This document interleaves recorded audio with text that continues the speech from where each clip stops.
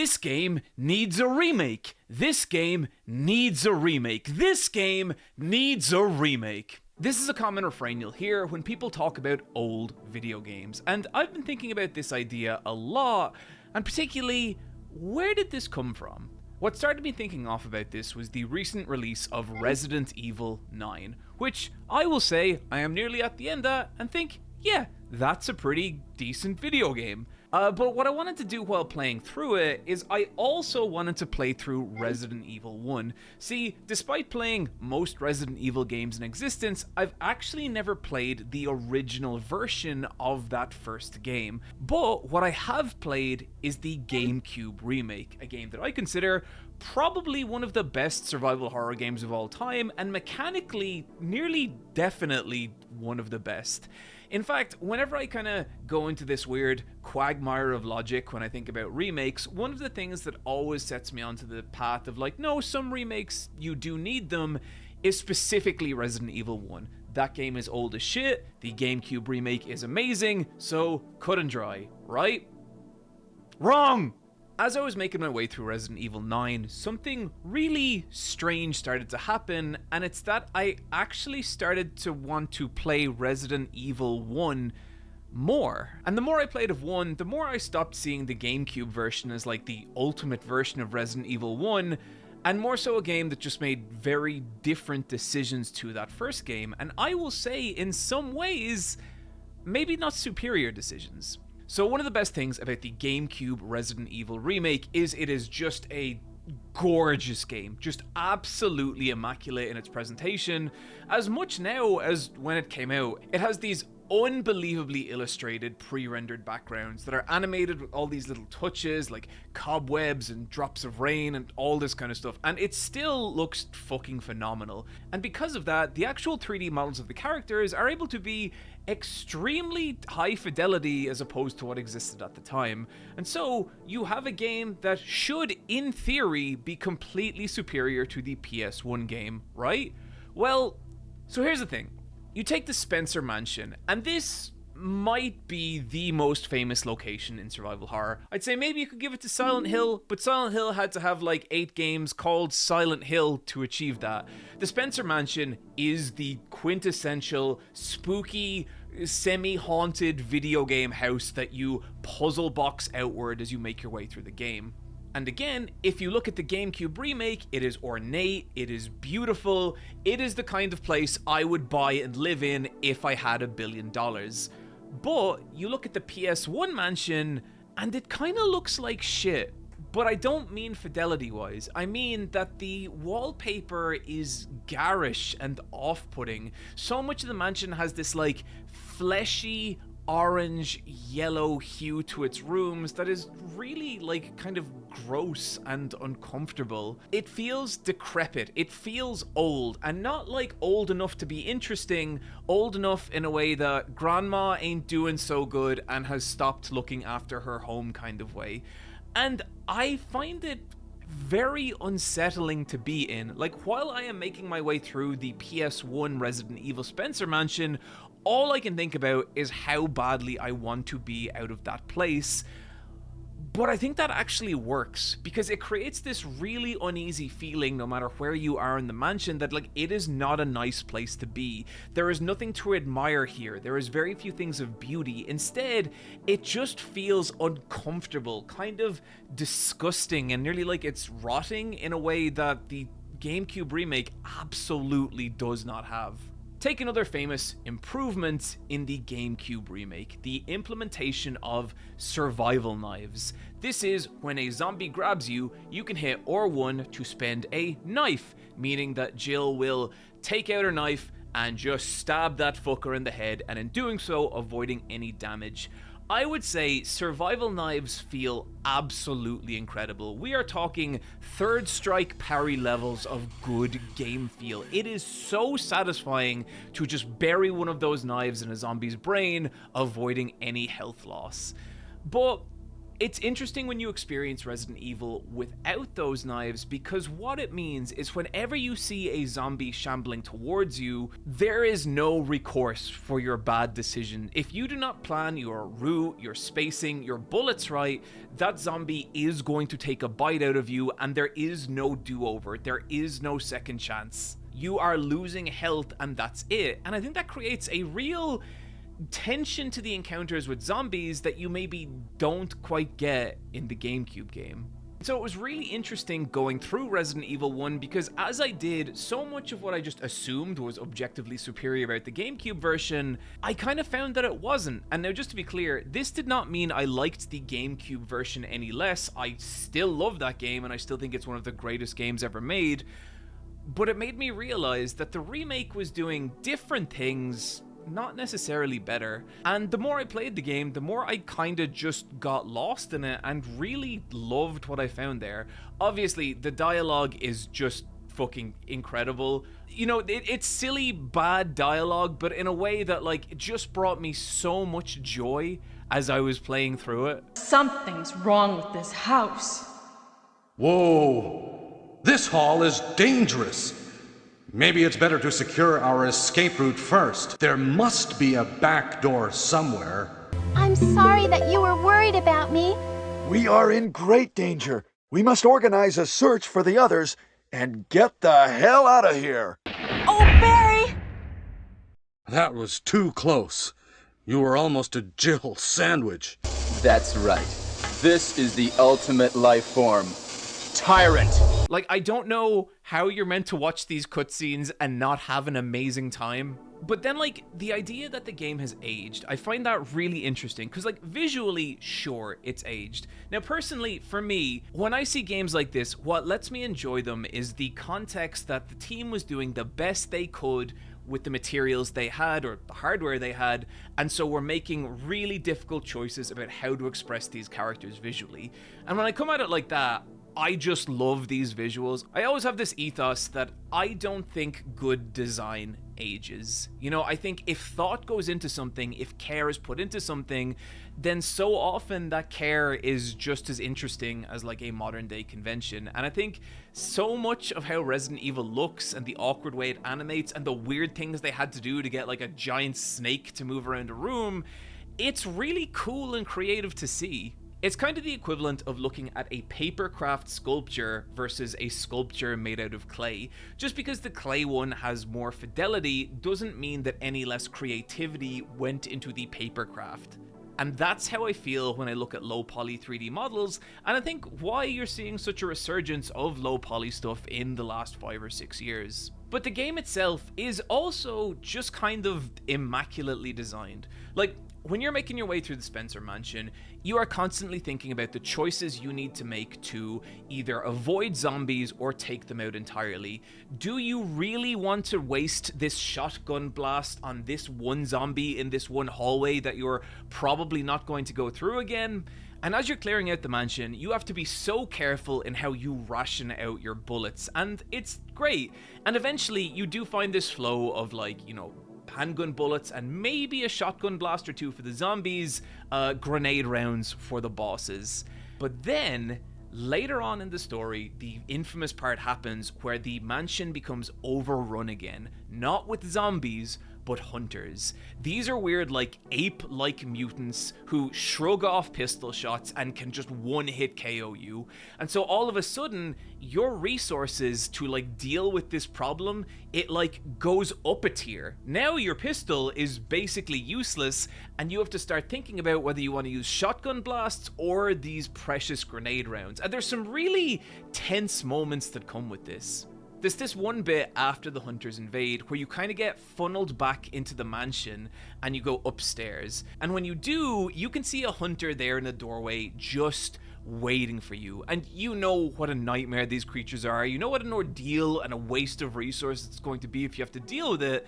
So immediately it's like, okay, well look, I understand the layout of this mansion. I will just go the long way around to try and get past him.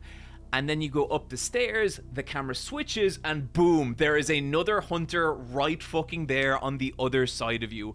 And it's so intense and frightening, like it's this real genuine moment of panic. But the principles that made that moment feel good, like the design that made that such a good scare, those are the parts of these games that do not age, that just make it still so compelling. And look, I'll say, yeah, this game, it has aged in some regards. It's slower. It's very cumbersome to make your way across the mansion and then make it back. There's a million door load animations, and in general, it is just a very slow-moving game. But if you can acclimatize to that, I still think Resident Evil 1, the original version, although, to be fair, I am playing the director's cut version for this one, is still a phenomenal video game, and if you've never experienced it and you love Resident Evil, I'd have no reservation at all telling you to go back and give it a shot. And you know, it's interesting comparing it to Resident Evil 9, because I'm at the point now where I can give 9 a, like, yeah, it's pretty good. There's some fun to be had there. I think the Leon section in Raccoon City is pretty god-awful, and I think everything else in the game is actually pretty fun. But I do have this feeling with it where I feel like Resident Evil is like kind of the poster child for a game embracing modern convention. And I mean that in good and bad ways. And there's so many parts of this game that, like, I'm having fun, I'm enjoying myself, but it feels like watching a Marvel movie. It feels like being on a roller coaster as opposed to me making, like, interesting decisions or needing to, like, fight my way out of a tight spot. And Resident Evil 1 constantly felt like that. I was constantly measuring every part, from like my location in the mansion to my ammo to, you know, what monsters were where and what puzzles I needed to solve which other puzzles, and it was just this really engaging, amazing mix. Whereas Resident Evil 9, I find myself kind of sitting back a lot more and just letting the game kind of do what it will. Now, that's not to say that there aren't really great parts to it. One of my favorite parts, which I'm really shocked about, is a section where you, as Leon, have to take on a SWAT team. And the SWAT team does so much damage that if they catch you out in the open, you will, like, die in a second. And so what I kind of loved in that was how hard the game pushed me and how I really had to think about what resources I wanted to use and what way I wanted to fight this SWAT team. It was genuinely awesome, and I kind of could have used more of that. But then a lot of the game does just feel like kind of, and I hate to say this, but like Resident Evil sludge a little bit. Like, the boss fights are so easy. The moment where you parry a tyrant as Leon is just... I just think the tyrant deserves better than that. I think the tyrant is this big, scary nightmare of a creature, or I guess it's a Mr. X tyrant, I don't fucking know. But yeah, it's like there's moments like that where I feel like the modern conventions, the desire for this to be a smooth ride for the player, really eat into what Resident Evil is and can be, and playing through 1 was such a reminder of that. But then it got me thinking where, like, personally, I preferred my time with Resident Evil 1 over Resident Evil 9, but I will also say that is a personal choice. I'm not trying to make any kind of objective statement on these games, mostly because I don't give a fuck about that kind of thing. But it also, like, it made me think a lot about this sentiment of, like, you know, X game needs a remake. And I really have to question, is there truly ever a time when a video game needs a remake? Like, if Resident Evil 1 can stand up to me, like, old ass practically invented the survival horror genre. I know there was shit before it. I know about Alone in the Dark. Just, I don't want to qualify every statement. If that game can hold up, then what is the argument for any remake ever existing? And I think the answer is, you know, a few things. Number one, remakes are fun. There is a real nostalgia to them. There is a excitement in seeing something rendered in a new and updated way. I don't think they're perfect at all, but I really admire and respect the Final Fantasy VII remakes for getting as weird as they have with it. Now, I like Remake a lot more than Rebirth, but I still think those are interesting games. But in terms of seeing, like, you know, the Resident Evil Code Veronica, or I guess it's known now, Resident Evil Veronica, Fox, let's put a image of Veronica from Riverdale on screen, because that feels appropriate. And having recently played through that game, I did really, really enjoy it, but I think so much of what I enjoyed about that game is I actually do have a video on Resident Evil Veronica, was the parts of it that felt antiquated. I love that Resident Evil Code Veronica feels like an evolutionary dead end for Resident Evil, and there's something in me where it's like, that game is now going to get the remake treatment, where it's like, how much are we actually gaining by smoothing out those edges? And the answer is we'll see. We'll have to see what Resident Evil's like. But another more cynical answer for remakes is that they're easy. And I'm speaking about this from a strictly game publishing, game CEO point of view. It's become clear in the games industry that remakes are a kind of cheat code for sales. Remakes tend to do extremely, extremely well, and that's because they bank on nostalgia. They give people the illusion that this is a good experience that they have already have that they can now have again. And personally, that side of it has never really worked for me. I don't really ever want to play a remake that doesn't do anything wildly different, but a lot of people are into it. But I also feel like this message about games needing remakes, that really does benefit game publishers and basically no one else, because I do feel like, you know, say like with the Code Veronica, do you know what I'd be way more excited about? Just a new Resident Evil game. And those are resources and sales that are going to get sucked up by this retreading of this idea that already exists. And I thought about this a lot recently, and especially when a quote resurfaced from, I think it was 2017, of PlayStation CEO Jim Ryan. And this was specifically at a Gran Turismo press event when, let me find the exact quote here. I was at a Gran Turismo event recently where they had PS1, PS2, PS3, and PS4 games. And the PS1 and PS2 games, they looked ancient. Like, why would anybody play this? And I always thought this was such a fucking crazy quote, because why in the name of God would a game CEO say something like this? And I think that's because to CEOs, the presence and existence of old games, it's kind of a problem because it sort of gets in the way of the new game coming out and the good publicity surrounding the new game, because if that new game doesn't hold up, it's going to be very critically received. And so the idea that old games are not good and need remakes does kind of benefit game publishers. And let's remember, game publishers are very different to game developers. And so I've become really, I guess, resistant to the idea that any game needs a remake. Personally, I would just rather see new games pushing the medium forward. I accept that not everyone is like that. People love these fucking remakes. People are losing their mind over the Ocarina of Time remake. I'm very happy for everyone. I probably won't play it. And I think a part of that is I'm just wary of this future where we are constantly recycling our nostalgia for the things we love, rather than actually seeking out new experiences. I want to play an old Giant Bomb clip here that I think really summarizes this whole swirling quagmire we have found ourselves in. And this is actually Jeff Gerstmann talking on, I believe, the Resident Evil remake of the Resident Evil remake. This was when basically they remastered the Resident Evil remake and his response to that. And I think it's very interesting to listen to this clip and also to realize that we are probably on the cusp of that remake getting another remake. What would you say if I told you that the 2002 GameCube remake of Resident Evil was getting itself remade? So that's what Capcom's been doing. Yep. Capcom is making a new video game, y'all. No, they aren't!